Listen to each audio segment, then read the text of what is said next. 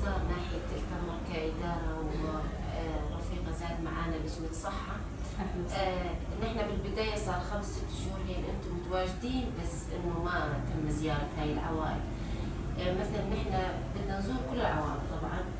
هلا في عوائل راحت من هين، في عوائل اجت من هين كوضع يعني بالساحل السوري بعد سقوط النظام مثلا.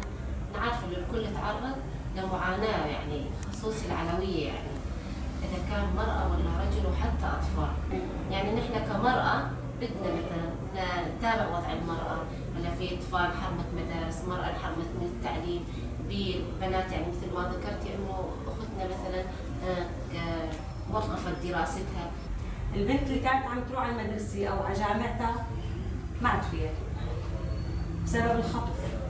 الخطف كثير يعني صار بشكل مو طبيعي، إن كان بالساحل وإن كان بحمص وإن كان بأي محل ثاني. ما عاد الواحد يسترجي يبعث بنته ويكمل تعليمها يعني.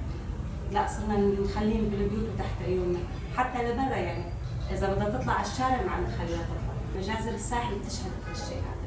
لهلا لوقت الحالي لليوم في خطف بالليل وبالنهار. أيمت ما خطر على بالي ويهجمها الساعة 2 بالليل، الساعة 3 بالليل، الساعة على البيوت، رش، سبات، إهانات لو طائفي طائفتنا يعني نحن علوية، السبات، الإهانات. أنتم نحن يعني أقل كلمة يقولوا لنا إياها أنتم ما لازم تعيشوا، أنتم ما لازم تعيشوا. هن اجوا كلمة إنه العلوية على التابوت، هن اجوا بهالشيء. قبل العلوية يعني العلوية على التابوت خايفين فوقتين إنه إيه ما لازم نكون العلوي تعيش، لازم ينفوا يعني. أنا أمنت أولادي يروحوا على المدرسة يجون، بنتي عم تطلع تشتغل يعني صار عندي شوي أمان.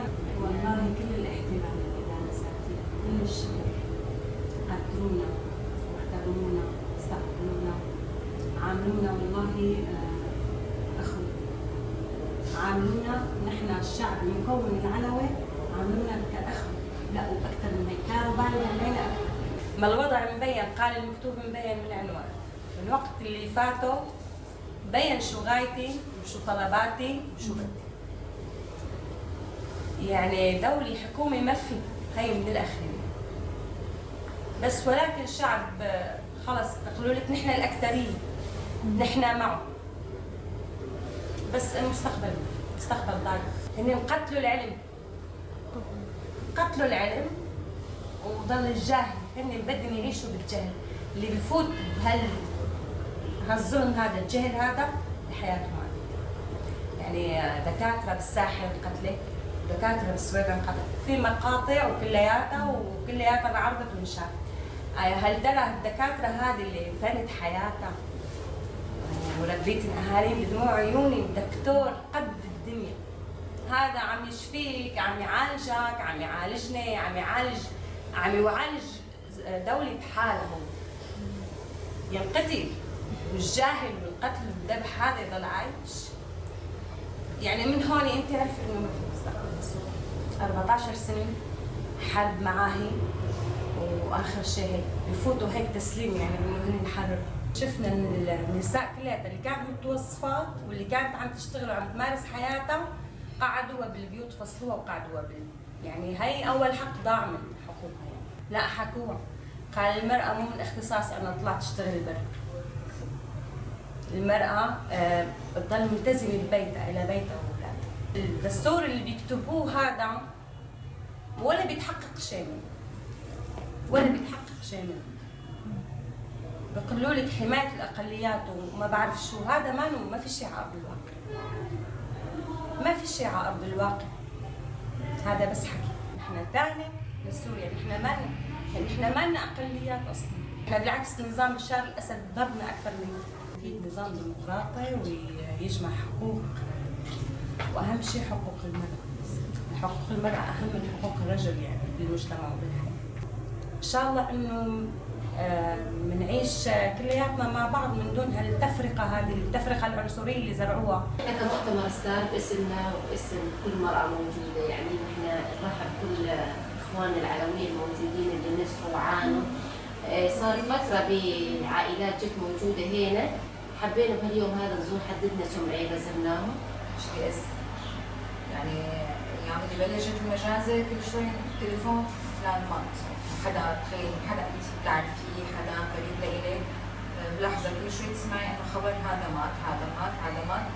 فاتوا على بيوت بجبل بقلب المدينة، ذبحوا ذبحوا وانذبح. في ضياع عيال مثل ما هي، ما ضل منها حدا، ضياع صار ضياع اشباح يعني. المدرسة اللي كنت انا ضيعة راح فيها كثير عالم. طالبتي واحدة من البنات اللي ماتوا كانت طالبة عندي بالمدرسة. على موضوع المدارس مثلا تدخلوا بكل شيء بكل شيء. هلا انتم شايفين عم تستوى هلا المناهج حاليا انه بكتب اللغة الانجليزية بتتغطى صورة البنت. وين في بنت بتحطوا صورتها. موضوع تخفيض حصص الأنشطة، رسم، موسيقى، رياضة، خفضوا هيدا الحصص وزادوا حصص الديانة، التربية الإسلامية، هيدا زادوها. مثلا ممنوع انت تدخلي تليفون، يعني احنا كنا نستخدم التليفون والنت كوسائل مساعدة بالشرح، ان كان موسيقى، ان كان دروس، أنشطة للطلاب، هيدا ما عاد موجودة. انت تحت المسائل القانونية، هي قرارات جديدة. بشكل عام تقيدت الحياة وبالإحرامات. نحن متعودين مثلا بالمدرسة نعمل أنشطة، نستخدم الموبايل، نستخدم وسائل، يعني نحاول نطلع الولد من جو الضغط اللي عاشه. يعني تخيلي انت الضيعة عاشت مجازر، أطفال عاشوا خوف ورعب ورصاص وذبح وقتل وشافوا جثث قدامهم، عاشوا بقاعات تحميمين مثلا شهر من الزل، شهر من الزل. فانت بدك تحاولي تطلعيهم من هذا الجو اللي انا عاشوا فيه. فانت رح تستخدمي اكيد الموبايل، رح تستخدمي تحطي لهم اغاني، تسمعيهم موسيقى، تحاولي تلعبيهم رياضه. الحلو هون انه هيك كلهم في طيبه موجوده. يعني انه انا ما بتدخل بحدا شو ما كان دينه، شو ما كان لبسه. يعني الكردي الاشوري بيحكي اشوري، كلكم تفهموا على بعض. حلو، في كنيسه وفي جامع. هلا هذا موجود. انا اللي بزعل انه انا مثلا موجود كان باللاذقيه ولا بطرطوس خربوه. ليش حتى يفوتوا على الكنيسه يدمروها مثلا؟ مقاماتنا بالجبال، يعني هي مقامات مقدسه، شيء مقدس نحن عنا. ليش لحتى تفوتوا وتدنسوا هذا المقام الشريف؟ يعني شو ما كانت فكرتكم عنه انتم هذا المقام؟